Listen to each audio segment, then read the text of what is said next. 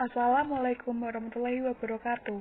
Kami dari kelompok 10 yang beranggotakan Dwi Afriyanto NIM 291, Miftahul Ulfa NIM 168, Ika Nurlaili NIM 169, dan Bagas Ardi Pratama NIM 170 ingin mempresentasikan hasil dari makalah kami yang berjudul Efisiensi Alokasi dan Distribusi Pendapatan.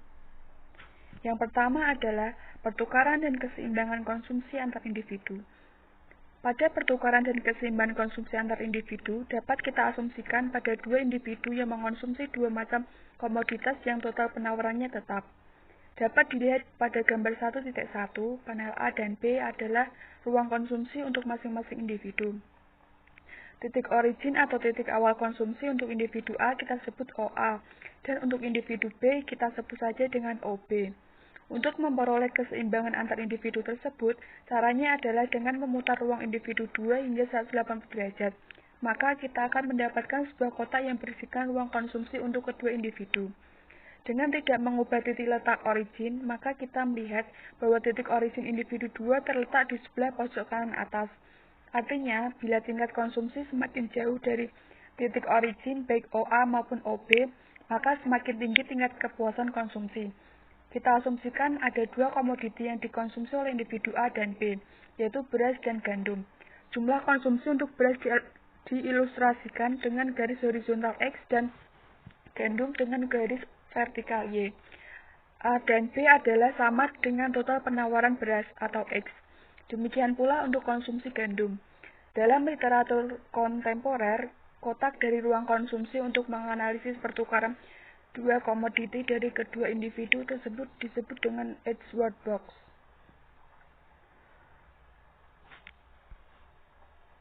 Selanjutnya adalah efisiensi alokasi atau Pareto efisien.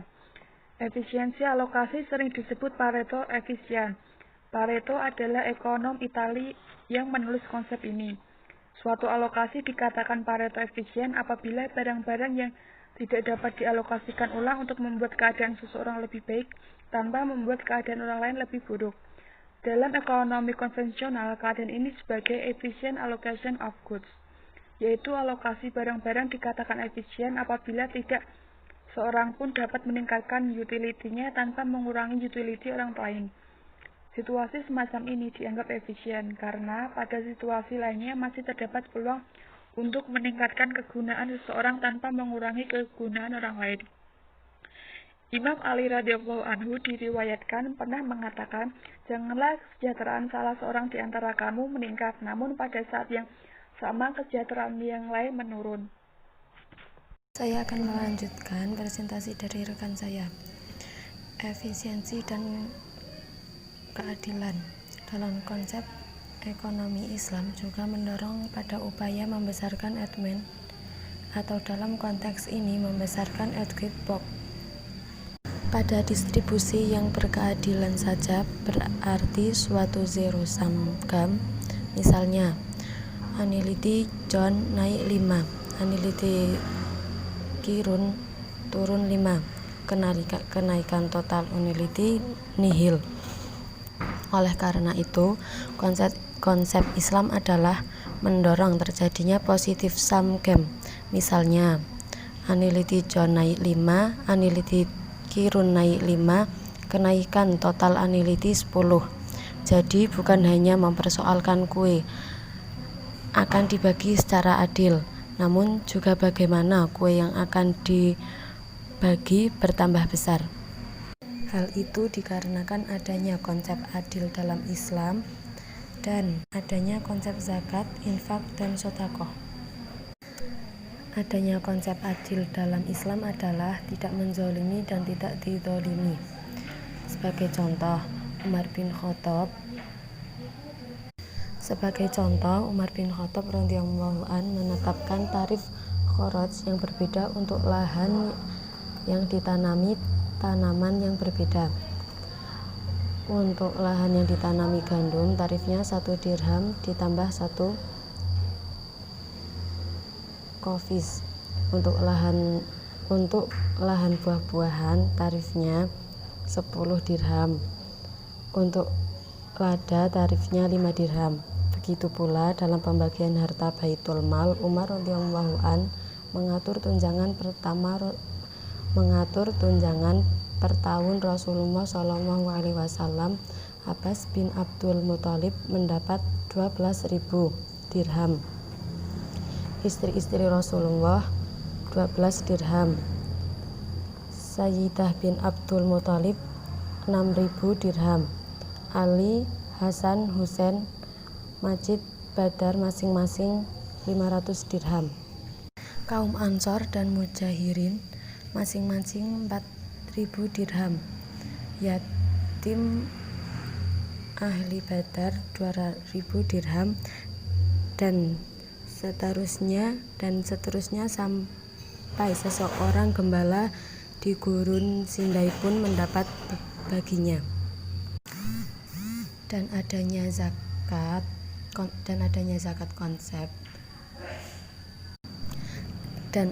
konsep zakat, infak dan sedekah, yaitu nilai zakat, infak dan sedekah adalah sejalan dengan pemaksimalan production probability fortune. Untuk memaksimalkan annuity dengan membesarkan zakat, infak dan sedekah jika telah mencapai produktivitas, seseorang baru bisa mengeluarkan infak, zakat dan sedekah jika telah mencapai kadar nisab dan haulnya. Jika ingin membesarkan annuity orang lain, maka ia harus membesarkan annuity pribadi dengan mengeluarkan sedekah dan memaksimalkan input. Perbandingan konsepsi optimal solution di antara tiga sistem, yaitu kapitalisme, sosialisme, dan sistem Islam. Konsep kapitalisme terutama dapat ditelusuri dari tulisan para ahli teori sosialis. Sedangkan sosialisme seperti dirumuskan pada E.B. adalah kebijakan atau teori yang bertujuan untuk memperoleh suatu distribusi yang lebih baik dengan tindakan otoritas demokratis pusat. Selanjutnya, sistem Islam atau ilmu keislaman sebagaimana konsep ekonomi kapitalis dan ekonomi kerakyatan atau sosiologis. Ekonomi Islam dalam studi ini juga membahas efisiensi dalam pendayagunaan kapital, hak dan kewajiban bersama, sistem nilai, dan kebersamaan peluang dari aspek kemitraan, bantuan, dan pengembangan sumber daya manusia. Selanjutnya akan dijelaskan oleh rekan saya. Kapitalisme. Konsep kapitalisme terutama dapat ditelusuri dari tulisan para ahli teori sosialis karya Sombat. Adalah konsep kapitalisme yang secara pasti diakui sebagai sistem pemikiran ekonomi. Konsep ini menunjukkan bahwa kapitalisme adalah suatu sistem ekonomi yang jelas dan ditandai oleh berkuasanya kapital.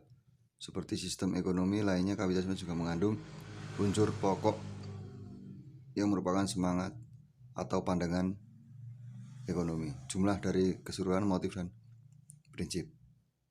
Beberapa ciri kapitalisme yang menonjol adalah tidak ada perencanaan, kekuasaan konsumen, kebebasan memilih pekerjaan, kebebasan berusaha, kebebasan untuk menabung dan menginvestasikan, persaingan, dan monopoli. Selanjutnya sosialisme. Sosialisme adalah kebijakan atau teori yang bertujuan untuk memperoleh suatu distribusi yang lebih baik dengan tindakan otoritas demokratis pusat dan kepadanya diperoleh produksi kekayaan yang lebih baik daripada yang berlaku kini. Sebagaimana menurut Zuad, berbagai tindakan yang dianjurkan sosialisme untuk sosialisasi kehidupan masyarakat adalah penghapusan milik pribadi atas alat produksi, sifat luas dan luasnya industri, dan produksi mengabdi kepada kebutuhan sosial dan bukan kepada motif laba. Dan dalam kapitalisme daya penggerak adalah laba pribadi. Terima kasih. Baik, saya Bagas Adi Pratama NIM 170 akan melanjutkan penjelasan dari teman saya. Dari poin C, Dalam kapitalisme, daya penggerak adalah laba pribadi. Hal ini akan digantikan oleh motif pelayanan sosial. Yang pertama yaitu adanya perencanaan. Telah kita ketahui bahwa ekonomi negeri kapitalis terutama bersandar pada kebebasan tindakan perseorangan dari jutaan ekonomi pribadi. Tetapi dalam sosialisme, keputusan tentang apa dan berapa banyak yang dihasilkan tidak lagi ditentukan oleh pertimbangan laba. Keputusan ini akan tercapai atas dasar kegunaan barang suatu bagi masyarakat. Sebagai pengganti kerja tenaga produktif secara membuta, maka terdapat perencanaan terpusat tentang kehidupan ekonomi negara. Berbagai cabang produksi akan dikembangkan dengan selaras oleh otoritas perencanaan pusat untuk mengabdi pada kepentingan terbaik bagi masyarakat secara keseluruhan. Yang kedua yaitu distribusi pendapatan. Setelah kita ketahui bahwa distribusi kekayaan dan pendapatan kapitalis secara tidak merata dan kemungkinan untuk pemerataan yang lebih besar di dalam kerangka peranan kapitalisme adalah terbatas. Hak milik pribadi dalam hal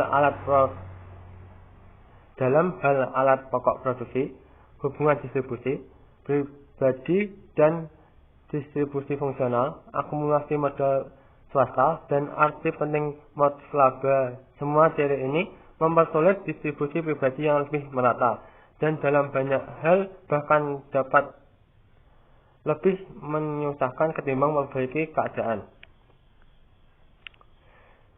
Yang ketiga, perusahaan negara. Dalam sosialisme, industri tidak dalam tangan perusahaan perseorangan, tapi dikendalikan melalui sesuatu jenis organisasi umum. Soal rincian yang tidak seluruhnya disetujui oleh berbagai kelompok sosialis adalah tentang bagaimana kiranya organisasi itu, bagaimana pengaturannya. Ciri perbedaannya adalah tidak ada pemilik kapitalis, sedangkan hak milik diberikan dengan salah satu cara di tangan massa masyarakat. Yang keempat, persaingan dan sosialisme. Konon, suatu rintangan bagi efisiensi produktif dalam sosialisme terletak dalam kenyataan tidak adanya persaingan, sehingga prinsip seleksi alami dalam industri akan hancur. Dalam sosialisme, setiap posisi dalam industri akan tunduk pada percekcokan dan pengaruh terkutuk kehidupan politik. Perusahaan kolektif dikaitkan dengan sebagai pemborosan yang tidak menentu dan tidak efisien, karena bila tidak korup, perusahaan kolektif pun akan mati karena birokrasi dan peraturan kaku yang rutin.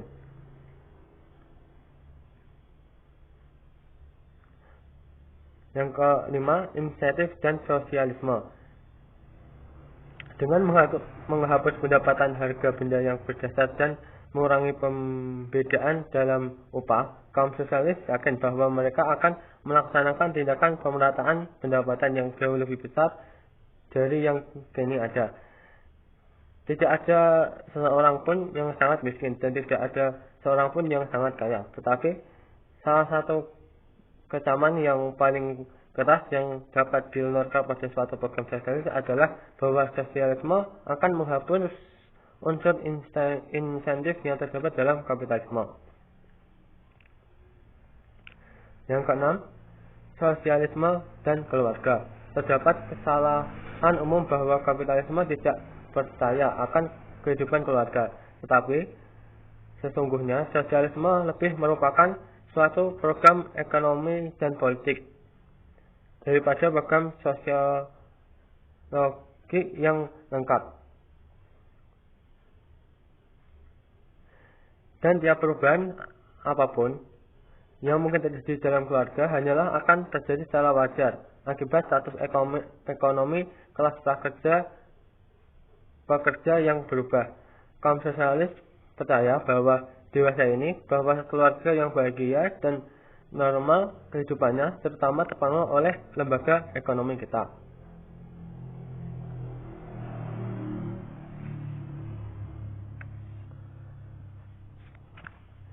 Ilmu keislaman atau ekonomi Islam. sebagaimana konsep ekonomi kapitalis dan ekonomi kerakyatan atau sosiologis, ekonomi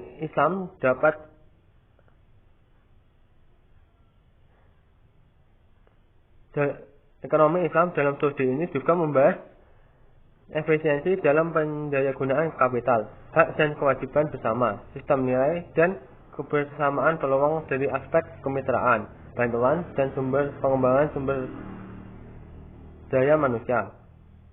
Manusia diberi kekuasaan untuk melaksanakan tugas kekhalifahan ini untuk mengambil keuntungan dan manfaat sebanyak-banyaknya sesuai kemampuan dari barang ciptaan Allah atau buatannya yang diperlukan tidak untuk memenuhi kebutuhan secara langsung keinginan manusia, namun untuk membantu memproduksi barang lain yang nantinya akan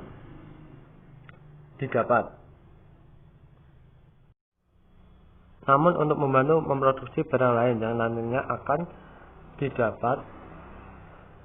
Dapat memenuhi kebutuhan manusia secara langsung dan penghasilan keuntungan, produktivitas, dan distribusi dalam konsep ekonomi Islam berdasarkan pada nilai-nilai dasar bahwa harta dan kegiatan ekonomi sebagai wasilah al-hayat sekaligus aturan-aturan yang melingkari sekitarnya.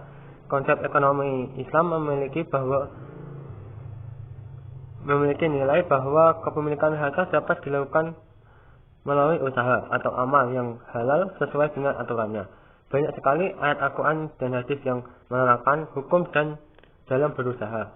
Modal atau mudharabah tidak boleh merupakan suatu hutang yang dipinjam saat dilangsungkannya kontrak mudharabah. Mengambil untung dari suatu hutang dipandang sebagai riba yang diharamkan dalam hukum Islam. Sekian yang dapat kami sampaikan. Saya mewakili teman-teman kelompok meminta maaf apabila ada kesalahan kata. Bila ada pertanyaan bisa ditanyakan pada waktu perkuliahan. Sekian dari kami. Saya akhiri. Wassalamualaikum warahmatullahi wabarakatuh.